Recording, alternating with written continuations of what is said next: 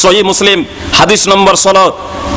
এই 5টি জিনিসকে বলা হয়েছে ইসলামের ভিত, কিন্তু আমরা এই 5টি জিনিসকে ভেবে নিয়েছি পূর্ণাঙ্গ ইসলাম। অতঃপর হাত উত্তোলন করতে হবে কি হবে না, পায়ে পা মিলাতে হবে কি হবে না, জোরসা আমিন বলতে হবে না আস্তে আমিন বলতে হবে, 2 হাতে মুসাফা করতে হবে না 1 হাতে মুসাফা করতে হবে। এই গুটি কয়েক জিনিসকে কেন্দ্র করে আমাদের মধ্যে যত মতানৈক্য, যত মতভেদ, আর একে কেন্দ্র করে আমাদের মধ্যে মনে হচ্ছে একটা বিশাল বিতর্ক ঝড়, ঝঞ্ঝাট, ঝামেলা, রক্ত গঙ্গা বইয়ে যাবে। এ কি মুসলমানদের বৈশিষ্ট্য?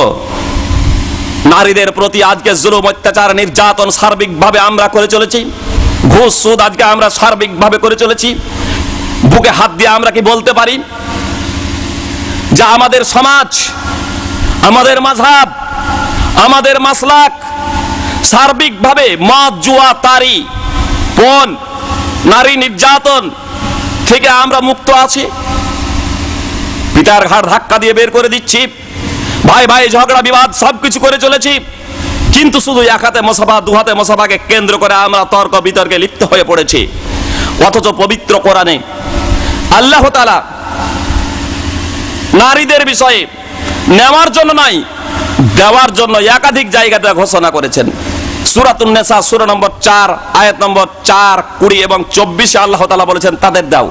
সূরা নিসা সূরা নম্বর 4 আয়াত নম্বর 24 বলছেন আনতাদাগু বিআমওয়ালিকুম মুহসিনিনা গায়রা মুসাফিহিন, মেয়েদের দাও দিয়ে বিয়ে করে নিয়ে এসো। কিন্তু আজকে আমরা কি বলছি? মেয়েদের কাছ থেকে নেব। একজন মুসলিম অথচ পড়ের জন্য চাপাচাপি বাড়াবাড়ি আমরা মেয়েদের উপরে করছি। কত মেয়ে আত্মহত্যা করছে, গায়ে কেরোসিন ঢেলে দিয়ে আগুন লাগিয়ে দিচ্ছে নিজের গায়ে। আর যারা পণ নিচ্ছে, যে সমস্ত যুবকেরা বিয়ে পড়াচ্ছি কারা? আমরা মুক্তিরা পড়াচ্ছি, আমরা আলেমরা পড়াচ্ছি, সাধারণ মানুষ নাকি বিয়ে পড়াচ্ছে? বাপ কাজে সাহায্য সহযোগিতা করা যাবে না। আমি জানছি একটা মানুষ অপরাধ করে চলেছে, তারপরে এই অপরাধে সাহায্য সহযোগিতা করে চলেছি। আল্লাহ তাআলা সূরাতুল মাইদা সূরা নম্বর 5 আয়াত নম্বর 2 এ বলেছেন ওয়ালা তাআওয়ানু আলাল ইসমি ওয়াল উদওয়ান, পাপ কাজে এবং সীমা লঙ্ঘনে পরস্পরকে সাহায্য সহযোগিতা করা যাবে না। আসলে ইসলামকে না বুঝার এটা হচ্ছে ফল। আমি শুধু কমন কতগুলো কথা বলবো, আপনাদের বলবো এই কথাগুলোকে নিয়ে একটু পর্যালোচনা করবেন, নিজের বিবেককে জিজ্ঞাসা করবেন, হৃদয়কে জিজ্ঞাসা করবেন আজকে আমাদের কি করা উচিত ছিল আর আজকে আমরা কি করছি।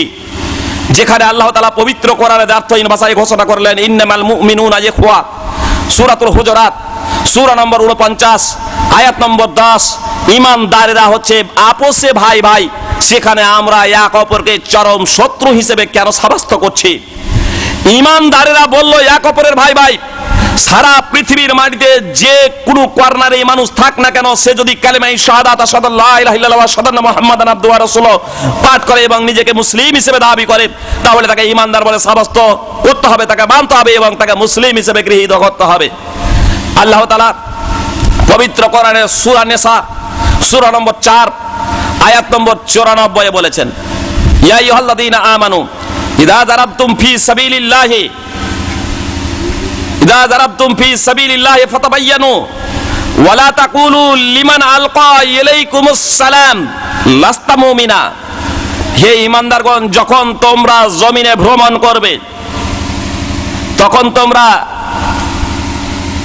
পর্যবেক্ষণ করে নাও, একটু অনুসন্ধান করে নাও এবং যারা তোমাদের সালাম দেবে তাদেরকে তোমরা মুসলিম নয়, ঈমানদার নয় এ কথা বলো না। আপনি কোথাও যাচ্ছেন, এক ভদ্রলোক আপনাকে সালাম দিচ্ছে দাঁড়িয়ে লোবাস পোশাক দেখে, আসসালামু আলাইকুম ওয়া রাহমাতুল্লাহি ওয়া বারাকাতুহু। আপনি শুধু এই গোল টুপি দেখার কারণে বলছেন এ হচ্ছে কাফের, এ হচ্ছে কাফের। আপনি দেখছেন একজন উঁচা তাজ টুপি পরা আছে দেখে বলছেন এ কাফের। একজন নেতাজি লম্বা টুপি পরা আছে বলে দেখে আপনি বলছেন এ কাফের। পবিত্র কোরআন সূরাতুন নিসা সূরা নম্বর 4 আয়াত নম্বর 94 আল্লাহ তাআলা বলছেন জমিনের বুকে যখন ভ্রমণ করো তাকেই রিসার্চ করে নাও।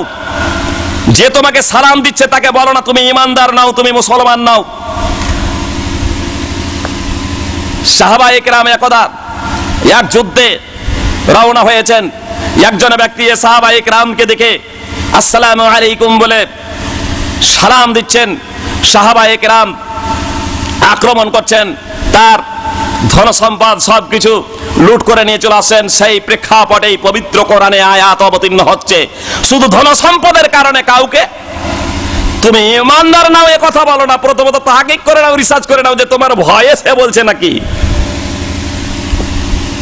আমরা যদি পবিত্র কোরআনকে ফলো করতাম তাহলে আজকে আমাদের মধ্যে এই মতভেদ থাকতো না। সাধারণ মানুষ তো সাধারণ মানুষ, আমরা উলামায়ে কেরাম ভয়ে ভীত হতাম না, শঙ্কিত হতাম না, আমরা শঙ্কিত হতাম না, ভয়ে ভীত হতাম না।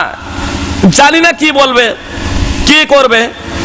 আরে ভাই, কংগ্রেসের মিটিং করে কি করে না, তৃণমূলের মিটিং করে, বাম ফ্রন্টের মিটিং করে, বিজেপিদের মিটিং করে, আপন আপন তো বক্তব্য রাখে, আপন আপন বক্তব্য রাখে। তার